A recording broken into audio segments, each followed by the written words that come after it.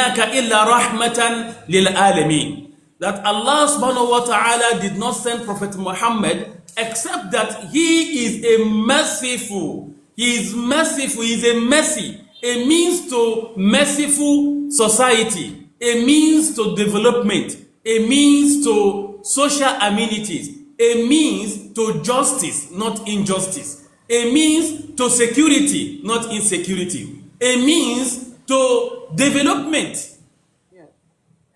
So Prophet sent one of his companions called Mu'adh bin Jabal.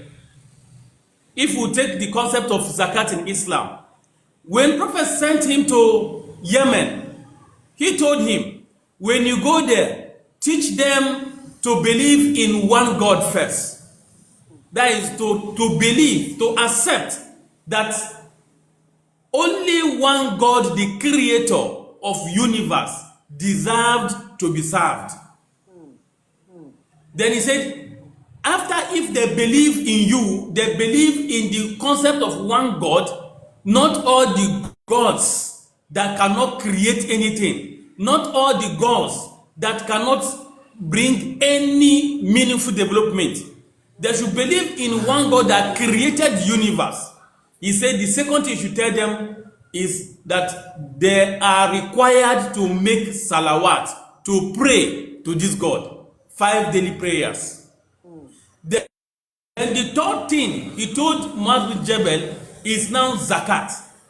He said, if they agree to worship one God, if they agree to pray salawat, then the third thing you should teach them is that this God that they are worshiping have required from them to pay out charity.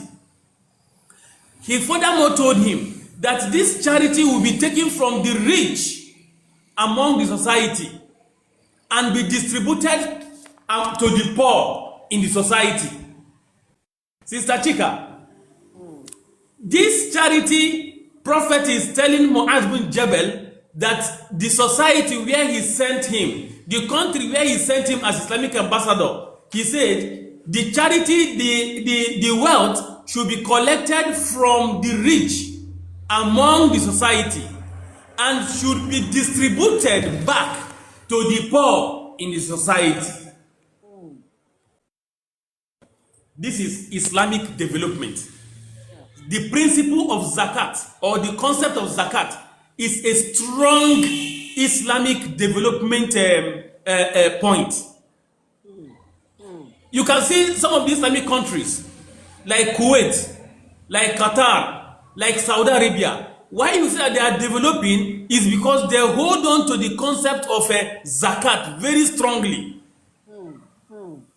Country like Kuwait, nobody else to give zakat in Kuwait. They have to send it to another country. Nobody else to give. Everybody is rich. Everybody have what is sufficient for the person. So they have to give it to another country. Some of the African country or some of the Asian country that are poor. This is Islam for you. So the concept of zakat in Islam, if we should practice it fully, even in the small minority community, that the rich among us, they should bring portion of their wealth to the purse of the community, and from that portion of their wealth, they will distribute it to develop the community, build boreholes, build primary schools, employ teachers to teach. These are what Islam is. But look at the northern part of Nigeria. We have the so-called big men, the rich men in Africa, in the northern part of Nigeria. The question now is that, are they giving out their zakat, the charity of their wealth, according to Islam? Are they giving it out how it's supposed? What are they using it for?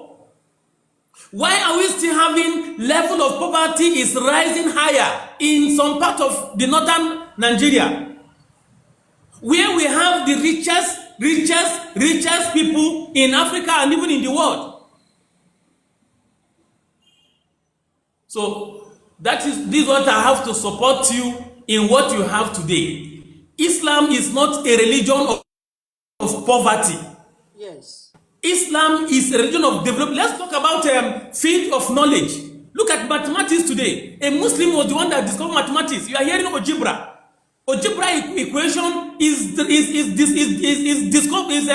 developed by a Muslim. Go to the field of medicine. Many Muslims has advanced in the field of medicine. Go to the field of engineering. Many Muslims are there. It's there in the Quran. Allah said, Ya ma'ashara al-jinni wal-insi in istata'atum an tanfuzu min aqtari as-samawati wal-ardi fanfuzu. Allah said, oh you mankind, oh you jinn kind, if you are capable of exploring the universe, you should explore. You should blow out.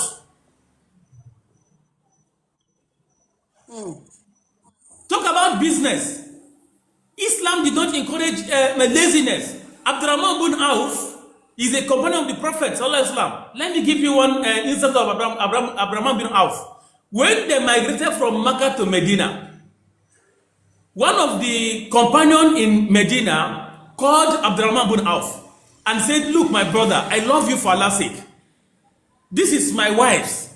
I want you to choose anyone you like among my wives. I will divorce that one and you marry. He said, come, this is my farm. I want you to choose a part you want in my farm. I will divide into two and you have one.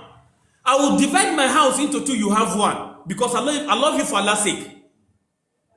Abdurrahman bin Auf said, thank you my brother. I also love you for Allah's sake. But please, I want you to lead me to market in your community. Take me to the market. Take me to the business area. I appreciate what you have offered me for Allah's sake. You have offered me your wives, that you divorce them and I'll marry them. You have offered me a house, apartment in your house. You have offered me a portion in your farm. Thank you so much. May Allah reward you. But please, lead me to market. I want you to sacrifice for me. Lead me to market. Show me where market is. Show me where the business area is. The man said, this is what you want? He said, yes, this is what I want.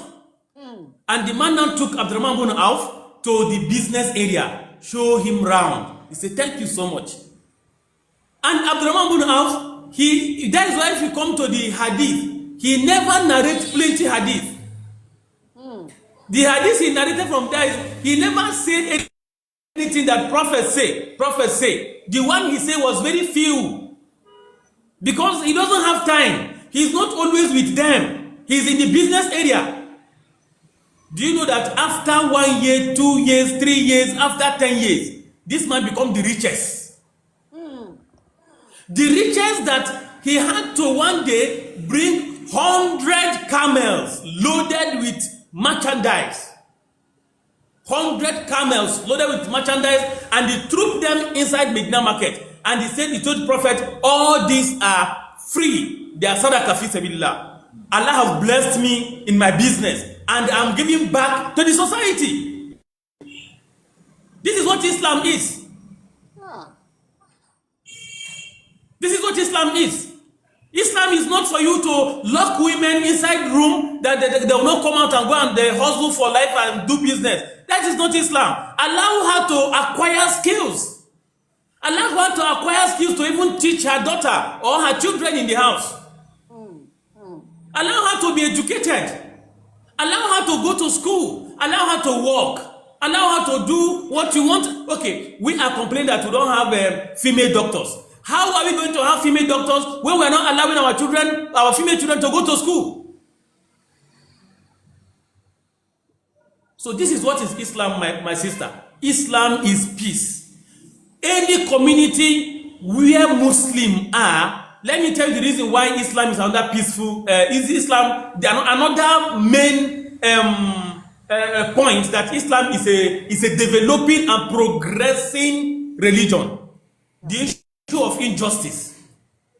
We as Muslim faithful, we are not allowed in any means, absolutely prohibited for us to do injustice, for us to do corruption, for us to do bribery. Absolutely prohibited. So tell me, any business that is honest, any business that is trading with honest, with justice, that business we excel. You understand? We are not allowed to cheat. We are not allowed to collect money forcefully from somebody. We are allowed to, we are encouraged to help one another. We are encouraged to support one another. We are encouraged to trust one another as Muslims. But when you go to society where there is no Muslim, is that society is full of bribery, full of corruption, full of all evil ways of earning that will bring the wrath and the curse of God Almighty to the society and to the individuals.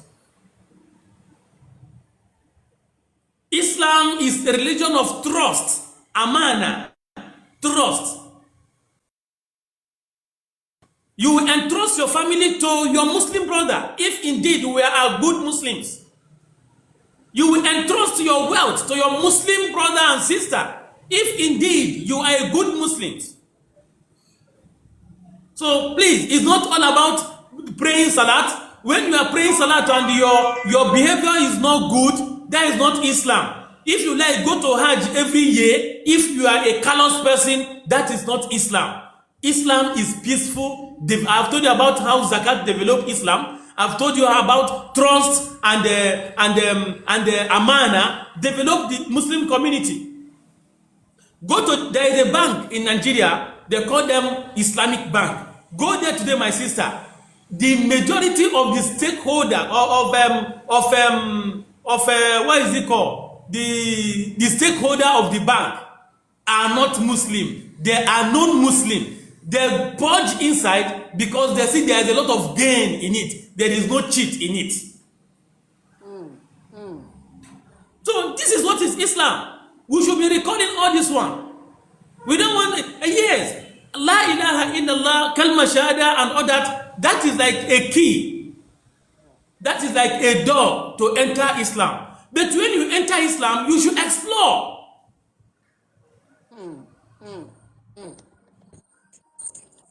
So, my sister, Chikakati, as I told you, I'm in the class. You are seeing my board. I'm happy you are here. And some of my students have come.